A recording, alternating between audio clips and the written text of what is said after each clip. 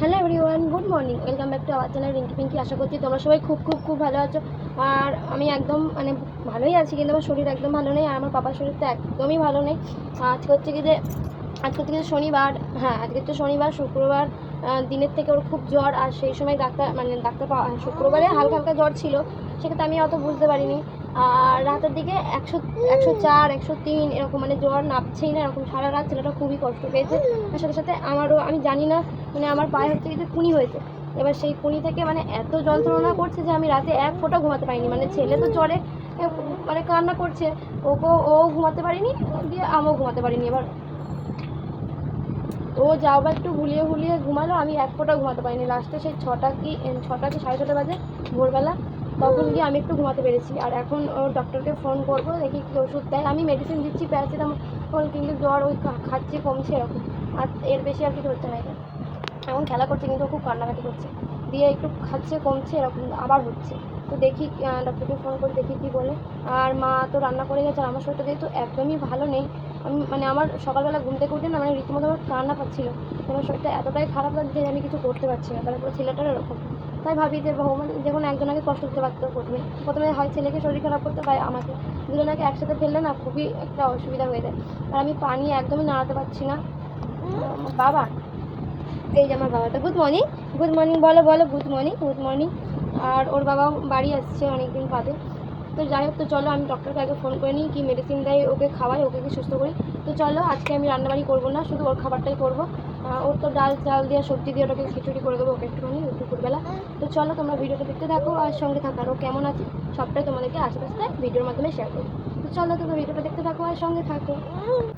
তো ওদিকে দেখো, সকালবেলায় আমি ঘুম থেকে উঠে সবার আগে মুখ হাত পা ধুয়ে সবার আগে গ্যাসটা পরিষ্কার করি, কারণ ছেলের খাবার করতে হবে তার জন্য। আর মা তো রান্না করেই যায়, আর গ্যাস অপরিষ্কার থাকলে আমার বা মার কারোর একটু ভালো লাগে না। আর এখানে দেখো আমার পায়ে কোনি হয়েছে, সেটা তোমাদের দেখাচ্ছিলাম। এদিকে গ্যাসটা পরিষ্কার হয়ে গেছে, জলও বসিয়ে দিলাম। আর এদিকে দেখো আমার স্নান হয়ে গেছে, এসে আমি পুজো টুজো দিয়ে এদিকে আমি একটু মুখে ফ্রেশ হয়ে মুখে একটু টোনার লাগিয়ে নিচ্ছিলাম।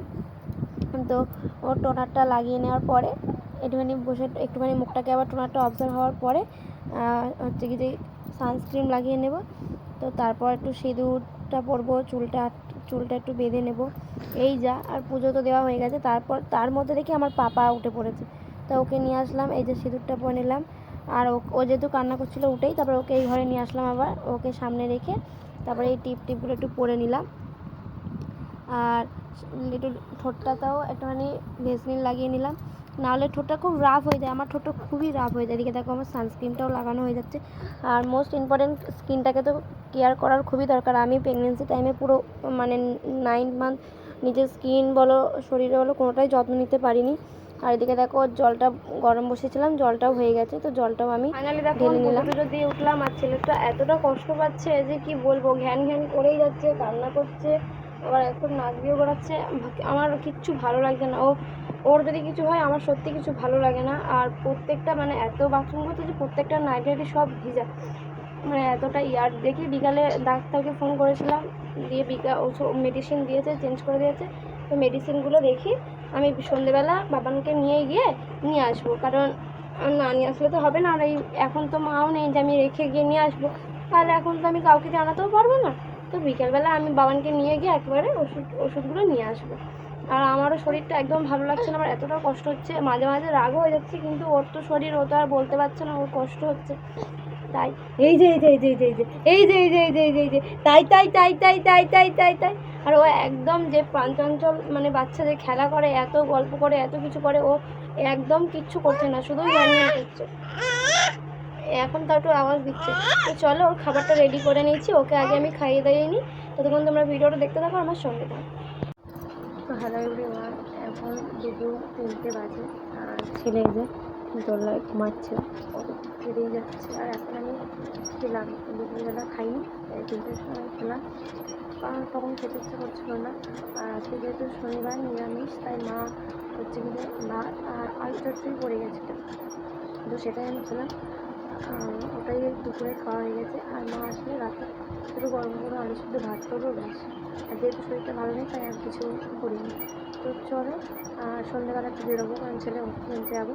তো চলো তোমরা ভিডিওটা দেখতে থাকো আর সঙ্গে থাকো।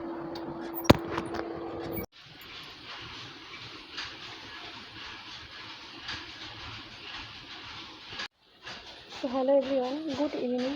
এখন মানে মানে বিকাল আছে অবশ্য, এখন 6টা মতো বাজে। আর ছেলে ঘুমাচ্ছে, ঘুম থেকে উঠলে ওকে মসজিদে নিয়ে যাবো। আর আমার এখানে একটু বেলা করেই হয়, আর আমি একটু রেডি হয়ে গেছি, একটু রিলস করবো। আর একটু জামা টামাও পরে নিচ্ছি, একেবারে রেডি হয়ে গেছি যাতে আর রেডি না হয় ছেলে উঠলে ওকে স্কুল থেকে তুলে খাইয়ে দাইয়ে নিয়ে মসজিদে যাবো। মসজিদ থেকে এসে আবার বাজারে যাবো, অনেক কাজ। তো চলো তোমরা ভিডিওটা দেখতে থাকো আর আমার সঙ্গে থাকো, আর অবশ্যই আমার রিলসগুলো দেখো। দেখো বন্ধুরা, আমরা এখন রেডি হয়ে গেছি, আমরা এখন যাচ্ছি মসজিদে। তো চলো আগে আমি ঝাড়িয়ে টাড়িয়ে আনি, তারপর ভিডিওটা কন্টিনিউ করছি। আমরা মসজিদে এসে বসে দিই, আগে হলো আসেনি।